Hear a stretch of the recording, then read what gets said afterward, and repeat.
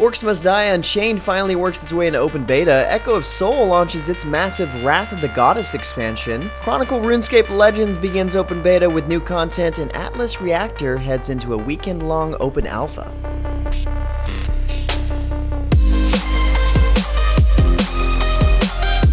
What's happening, guys? James Ballon here with MMOHuts.com with a quick weekly recap for MMO news and announcements of the week ending March 28th, 2016. And in the news this week, we've got more anniversaries and even more game updates. Last week, I mentioned Smite celebrating its second anniversary or birthday. Well, in case you missed the announcement during all of the partying going on, Hi-Rez also mentioned that Smite was now officially in open beta for the PlayStation 4, which is cool news for those who, for some reason, need to or want to play it on a console. For everyone else, the PC version is and will always be the best. But on that note, Warframe is also on the consoles and is also celebrating its third birthday. During the celebration going on this past week up until tomorrow, March 29th, all Tenno who logged in received the first and second anniversary gifts, the Dex Furus and the Dex Dakra, each one equipped with catalysts, including a weapon slot and ready for action. The new Dex Cyberus for this anniversary is a Lotus-themed lever-action rifle that is equal parts elegance and executioner. I've got to admit, it is nice looking. Likewise, Rift is continuing its month-long celebration of 5 successful years of service. This week starts the 4th week of celebrations, but last week, Tryon started offering more prizes and focusing on Warfronts, the cross-server PvP battlegrounds, for increased rewards. Players can earn 5th anniversary tickets through instant adventures, solo duo chronicles, dungeons, zone events, and more. While the top 100 players are set up to earn guaranteed rewards, prizes are also given out at random to the top 1,000 players each week, and then again at the end of the event. Check out the site post to learn more about the event and what's left in store for celebrations during this month. And that's about it for birthdays, unless you consider rebirthdays. Earlier this month, WarpPortal announced that it's going to revive Metal Assault, the supposedly fantastically fun 2D side-scroller developed by GNI Soft. As of now, the game is available on Steam and through WarpPortal download, but according to the Steam community, the vibe is, yeah, the game is back, but it's definitely not better than ever. Apparently it's buggy, and so far it really doesn't feel much different from when Area Games published the game. Bakerman Brad is looking to cover it again now that it's back, and he said that you're limited to one resolution, in fact, which is kind of weird. Hopefully they make a breakthrough like DFO did, otherwise the relaunch might end up reminding players why it shut down in the first place. As a reminder, an update to last week's recap, Tree of Savior has started its early access today after making some major changes to their founders packs and launch plans, responding to some vocal community feedback apparently. The changes are fairly different from what was originally announced. Tree of Savior will transition to a free-to-play on April 28th now instead of June 19th. Big difference. This reduces the early access period to only 1 month, but in return may tarnish the quality of experienced players get in early access due to the higher concentration of players and shorter time to work to fix bugs, according to their official site post. There are a couple more changes regarding that decision, including a 30% discount on Founders Packs from April 21st to April 27th in order to compensate for the lack of a head start for late purchasers. You're probably already up to date on this information, but to learn more, check out the site post linked in the description below.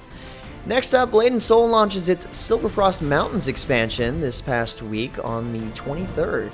This anticipated expansion, the first one in the West, unlocks a never-before-seen continent full of new zones, quests, and challenging in-game content. The level cap gets increased to 50, and the Hung Moon level jumps to 10, but the biggest jump is in the storyline, further unraveling the mysterious and dynamic tale of revenge while unveiling a brand new capital city and 8 new dungeons. Like I mentioned before, PvP starts to get good at level 50, so starting the first PvP season is a huge part of the update. But on the other hand, PvE gets some good stuff as well, like the Awakened Necropolis, Avalanche Den, and Lair of the Frozen Fang heroic dungeons, just to name a few things. If you're not already playing the game and need to know more, catch up on the expansion details at the site post at MMOHuts.com. Also from NCSoft, WildStar's next update, Destination Arcterra, launches this week on March 30th, bringing with it a brand new area for high-level players to explore. The new teaser trailer you see here gives you kind of an idea of what to expect in-game this coming Wednesday, but I'd say plan to face off against a frozen tundra packed with underground caves, frozen ruins, and icy enemies. I can say, though, I'm pretty ready for summertime. No more cold stuff, please. The next update better be like a beachfront or a cruise ship or something. Seriously. Also last week, EST Soft launched the latest update for Cabal 2, known as Cartel Extension. This update increases the Cartel level from 30 to 50 as a bonus to the larger Calamity of War update that released a couple of months ago.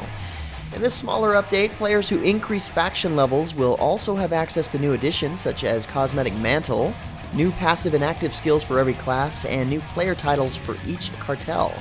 Besides that, there are plenty of events going on right now, including an Easter event where players can enter dungeons and fight a giant Easter bunny boss who drops rare loot and craftable recipes.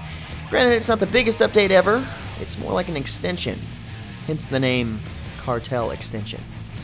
Next up, I mentioned recently there was an update headed to Echo of Soul, and that update is now available. On the 23rd last week, Echo of Soul added a host of new content with its new Wrath of the Goddess expansion. Like I mentioned before, much was known about the update. This update increases the level cap to 70, introduces new dungeons, a new continent, and plenty more. Once reaching level 70, players will gain access to a variety of new skills and new ultimate skills. You'll also find plenty of new challenges at that level, including new large-scale hunting grounds, 2 of them in fact, 2 new solo dungeons, a Deus Infernum and Clone Lab, and 3 party dungeons, Fellow Glowspire, Asha's Tomb, and Shadowflame Mine. The new continent, Karath, is supposedly full of content, including 2 large cities and almost 400 new quests, plus a special guild hunt. PvP-focused players will discover new changes, including Team Arena now being 3v3 versus before being 5v5, Battlefield Daily Quest, Guild Dominion, and new equipment. There's plenty more beyond that. Needless to say, it's a really big update. Hop in game to explore or find out more at the site posted at MMOHuts.com. The patch notes seem to go on for days with this one. Even more updates announced this past week. PWE announced Season 11.5 for Star Trek Online, featuring a brand new episode called Temporal Front. This mid-season update has players prevent Nakul, temporal agents, from destroying the Federation in the new episode, but it also brings a complete overhaul to the skill system. Aimed at making the process of leveling much more rewarding, the new skill system revamp also makes progressing your character's skills easier to understand with a brand new interface and all kinds of stuff. Beyond that, other new gameplay updates will be available, including the Strategist Secondary Specialization, Romulan Admiralty Campaign, and Nakul Red Alerts. Keep a lookout for more details closer to the launch of the update on April 12th. Next up, Robot Entertainment announced that Orcs Must Die Unchained will finally move into open beta on March 29th, so tomorrow. The closed beta servers went down this past week in preparation for the rollout of open beta. Part of that preparation will include the wiping of all closed beta accounts. That's sad for some people, but it'll give all players a fresh starting point for the open beta. And keep in mind that the game has gone through a ton of changes during the closed beta, so much so that we'll probably be bringing you guys a refresher showing off what's new. But starting tomorrow, anyone's able to download the game from Steam to try it out themselves. Speaking of starting open beta, Chronicle RuneScape Legends hit open beta this past week, and with open beta comes a host of improvements and features, according to the official announcement anyway. OBT introduces Dungeoneering, which lets you draft a deck from a pool of 15 cards and then has you head into the 1v1 arena to test your wits in a thrilling game of deck building and risk-taking as sort of a separate game mode. Jagex also mentioned there's a ton of new content headed to the game in the months ahead, including the game's first major card expansion, bringing a huge amount of old-school RuneScape content in mid-April, as well as the introduction of Morvron, the Slayer Master, in late April. Stay tuned to our first look on Chronicle, or check out the game in open beta as of now, but I will add that it's a fairly innovative game in an already saturated market. Something to look forward to. And finally, for a last bit of news, Trion's latest game, Atlas Reactor, shows back up out of the blue and announces an open alpha test starting on March 31st and lasting through the weekend. According to the news post, this particular open alpha event is focusing on getting feedback on the improvements made to decision mode and resolution mode, as well as incorporating a bunch of balance changes. Everyone's invited to play in the open alpha. All you have to do is sign up, download Glyph, and check it out starting this Thursday through Sunday. Anyway guys, that's about it for all the major MMO news and announcements for this week. Like always, if you're looking for more information regarding the news featured in the recap, check the links in the description below. Otherwise, head over to MMOHuts.com to keep up to date on plenty more gaming news. Feel free to discuss the news in the comments below, and follow us on Facebook and Twitter. But until next time guys, that's going to be it for me.